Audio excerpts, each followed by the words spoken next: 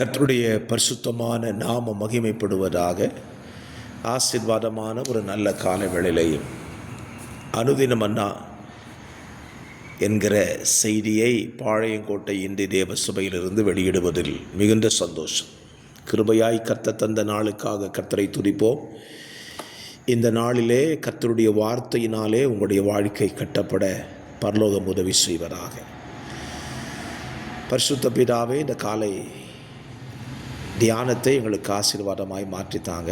இந்த தியானம் தேவனுக்கு மகிமையாக எங்களுக்கு பிரயோஜனமாக இருக்க உதவி செய்யும். இயேசுவின் நாமத்தில் பிதாவே, ஆமேன் ஆமேன். கர்த்தர் நல்லவர்.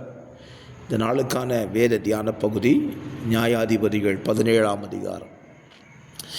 இந்த அதிகாரம் மீகா என்கிற ஒரு மனுஷனை குறித்து சொல்லப்பட்ட ஒரு சம்பவம். இந்த அதிகாரமும் அதுக்கு அடுத்த அதிகாரமும் மீகாவை குறித்ததான காரியங்களும் அவர் செய்த சொரூபங்களை குறித்த காரியங்களை குறித்து சொல்லப்பட்டிருக்கிறது. இந்த அதிகாரத்தில் நம்முடைய சிந்தைக்காக ஒரு வார்த்தையை சொல்லுகிறேன்.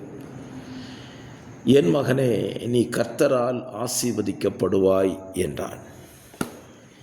மீகாவுடைய தாயார் இந்த வார்த்தையை மீகாவை பார்த்து சொல்லுகிறார். என் மகனே, நீ கர்த்தரால் ஆசீர்வதிக்கப்படுவாய்.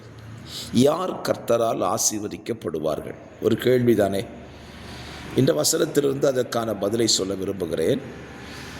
அவனுடைய வீட்டிலே 1100 வெள்ளிக்காசு களவு போனது. மீகாவுடைய வீட்டில் அதை அவள் தாய் வைத்திருந்தாள். அது களவு போன பொழுது அவளுடைய தாய் அந்த பணம் களவு போனதினாலே சாபமிடுகிறாள். சாபமிட்டு முடித்த பின்பு மீகா தன் தாயினிடத்தில் போய் சொல்லுகிறான், என் காதுகள் கேட்க நீ சாபமிட்டாயே, அந்த பணத்தை எடுத்தவன் நான் தான் என்று சொன்ன உடனே அவள் தாய் சொன்ன வார்த்தையை தான் சொன்னேன், நீ கர்த்தரால் ஆசீர்வதிக்கப்படுவாய். அப்படியானால் நமக்குள்ள ஒரு கேள்வி, சாபமிட்டவர்கள் எப்படி ஆசீர்வதிக்கப்பட முடியும்? நான் சொல்லுவேன், ஆசீர்வதிக்கப்படுவதற்கு சிறந்த வழி நம்முடைய தவறுகளை உணர்ந்து நாம் ஒத்துக்கொள்ளும் பொழுது நாம் ஆசீர்வதிக்கப்படுகிறோம். கர்த்தரால் ஆசீர்வதிக்கப்படுகிறது இப்படித்தான் இருக்கும். நாம் செய்த தவறுகளை மறைத்து கொண்டே இருப்போமானால் அது சாபமாகவே மாறிவிடும்.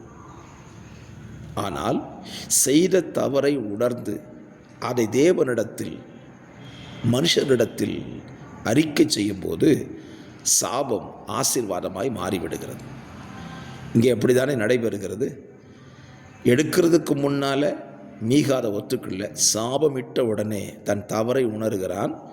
திரும்ப தாயிடத்திலே அந்த பணத்தை கொடுத்து விடுகிறான். ஆகவே அந்த தாய் சொல்கிறார், என் மகனே, நீ கர்த்தரால் ஆசீர்வதிக்கப்படுவாய். இந்த காலவெளியிலேயும் நீங்களும் கர்த்தரால் ஆசீர்வதிக்கப்பட விரும்பினால் உங்கள் வாழ்விலே நீங்கள் செய்த தவறுகளை குற்றங்களை உணர்ந்து அதை ஆண்டவரிடத்தில் அறிக்கையிட்டால் நிச்சயமாய் நீங்களும் ஆசீர்வதிக்கப்படுவதற்கான வாய்ப்புகள் ஏராளம்.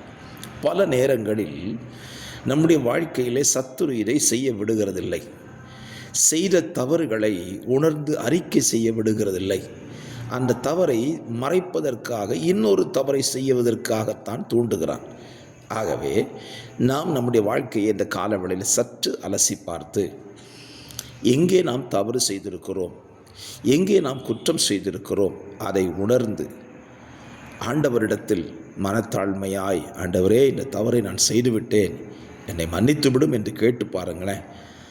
உங்கள் வாழ்க்கை ஆசீர்வாதமாக மாறுகிறத உங்களால் பார்க்க முடியும். அப்படிப்பட்ட கிருபைகளை கர்த்தர் இந்த நாளிலே உங்களுக்கும் உங்கள் குடும்பத்துக்கும் தந்து உங்களை ஆசீர்வதிப்பாராக, சாபத்தை மாற்றுவாராக. பரிசுத்த பிதாவே, இந்த நல்ல தியானத்திற்காக நன்றி.